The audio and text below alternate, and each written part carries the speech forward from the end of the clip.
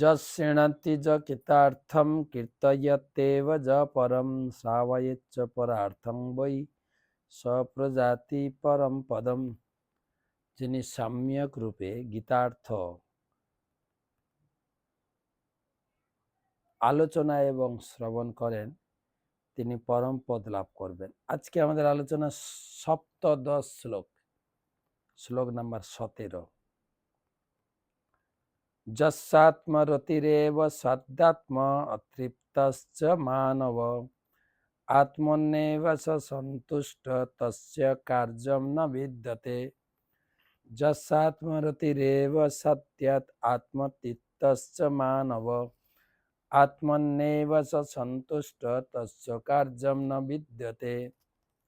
যে ব্যক্তি আত্মায় রমণ করেন, আত্মাতেই তৃপ্ত এবং আত্মজ্ঞানী, তার কোনো কর্তব্য নেই। এতক্ষণ আমরা পড়ছিলাম যে কর্তব্য কর্ম বা কর্ম সকলকেই করতে হবে।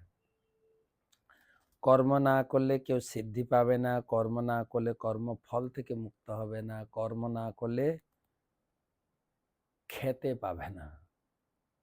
আর ভগবান সিদ্ধান্ত দিয়ে তাই কর্ম করতে হবে ভগবানের সন্তুষ্টি বিধানের জন্য। তার জন্য 16 শ্লোক পর্যন্ত বুঝিয়েছেন ভগবান। যে পর্যায়ে থাকে না কেন কর্ম আমাকে করতেই হবে।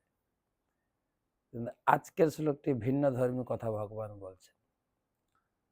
যারা আত্মারাম, তাদের কোনো কিছুর প্রতি আসক্ত নাই, কেবল ভগবানের উপর নির্ভরশীল। আত্মারাম, আত্মাতেই তৃপ্ত, আত্মজ্ঞানী, আত্মাতে রমণ করেন, তাদের কর্ম না করলে চলে। কর্ম করার দরকার নেই।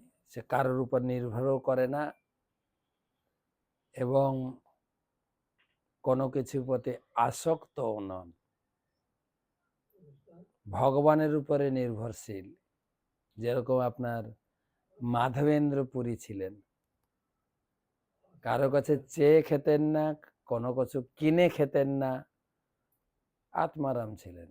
ভগবান যদি অযাচক ভাবে দেন খেতেন, আর না হলে তিনি দুঃখও করতেন না, হা হুতাশও করতেন না, আত্মারাম।